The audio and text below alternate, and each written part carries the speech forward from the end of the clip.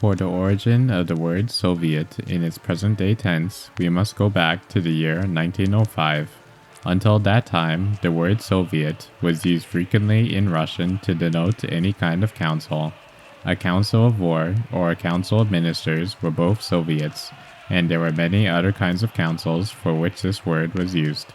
Early in the year 1905, the workers at the textile town of Ivanovo-Voznesensky set up a committee to coordinate strike action and to force employers to bargain collectively.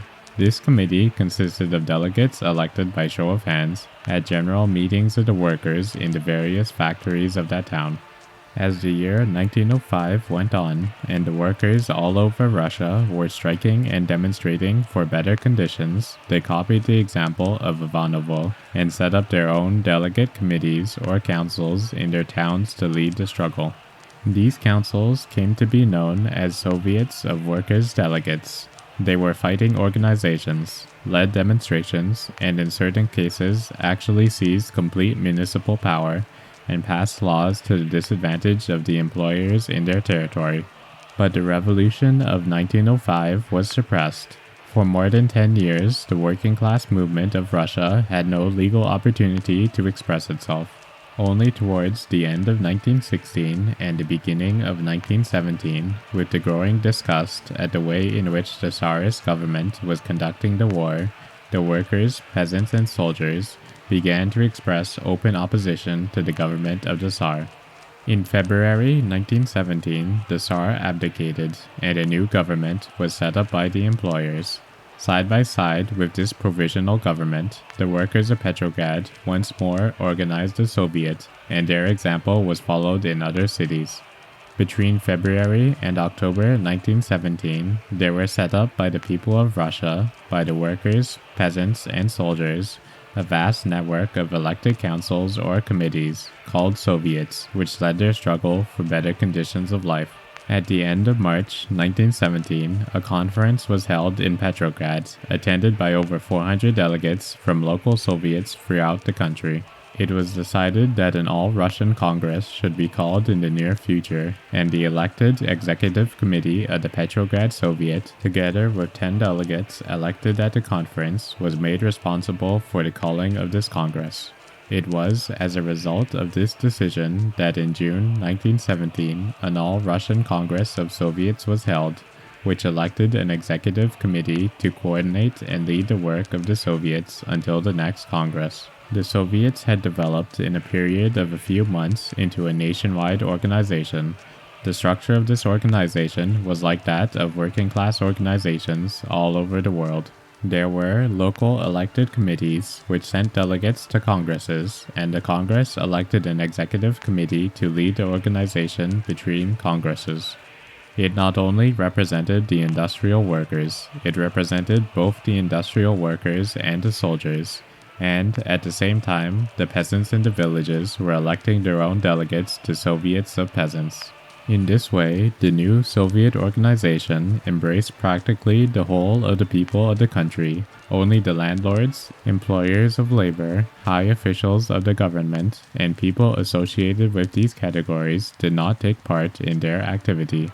Between June 1917, when the first Congress of Soviets met in Petrograd, and October 1917, the Provisional Government of Russia continued to carry on the war, but the people became increasingly opposed to its continuation, and the demand for peace was more and more put forward at the election of delegates to the Soviets.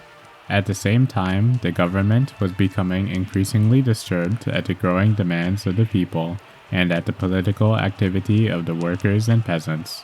It was in this situation that, in October 1917, an armed uprising, led by the Bolsheviks, took place in Petrograd, and on the following day, at the Second Congress of Soviets, a new government was set up, responsible to the Soviets themselves.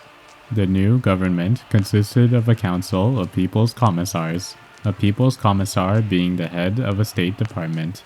These commissars were directly responsible to the Congress, and between Congresses, to the Executive Committee which the Congress elected. A Congress of Peasant Soviets was formed, which would elect a number of representatives to the Central Executive Committee.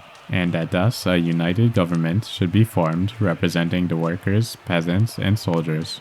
It was this united executive committee which now became the supreme authority, and which summoned the Congress of Soviets in January 1918, at which there were over 700 delegates representing workers, peasants, and soldiers from all over Russia.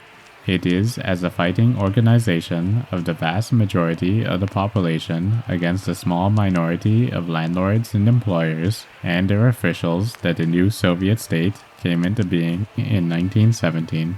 As fighting organizations of the working people against the employers, the Soviets naturally excluded the employers from participation in running them, just as trade unions in Britain today, as organizations of the workers against the employers, exclude the employers from the right to participate in their affairs. Similarly, with regard to the press, steps were taken by the Soviet government which has already been described, and which, from the standpoint of the overwhelming majority of the people of Russia, can only be regarded as democratic. But from the point of view of the private press lords, these steps were an outrageous attack on their rights. The Soviet government, early in 1918, confiscated all the privately owned printing presses and transferred them in their entirety to the organizations of the workers, peasants, and soldiers. From the point of view of the private owners of newspapers, the young Soviet government was guilty of the most outrageous interference with the freedom of the press. But look at the same situation from the standpoint not of the small minority of people in Russia who were rich enough to own newspapers, but of the overwhelming majority of the people who had never before had at their disposal the columns of the press. For these people, for practically the whole of the people of Russia, the newspapers became their own, collectively controlled through the Soviets and other organizations. In our introduction, we saw that the Soviet state, from its very inception, combined features both of democracy and dictatorship. We are now in a position to see why it combined these features. It combined them because, as a democratic fighting organization of the working people, of the overwhelming majority of the people of Russia, it took steps to put an end to the power of the employing class, a small minority. The Soviet state is fundamentally different from other states in the world today. It is, in essence, an organization of the working people, of the vast majority of the population in their struggle for better conditions. Many of the steps which it took, democratic when considered from the point of view of the vast majority of the people, were sheer outrages to the owners of property, against whom such measures were taken. That is why, from 1918 to 1922, the new Soviet state had to fight for its very existence against the combined forces of more than 10 foreign powers.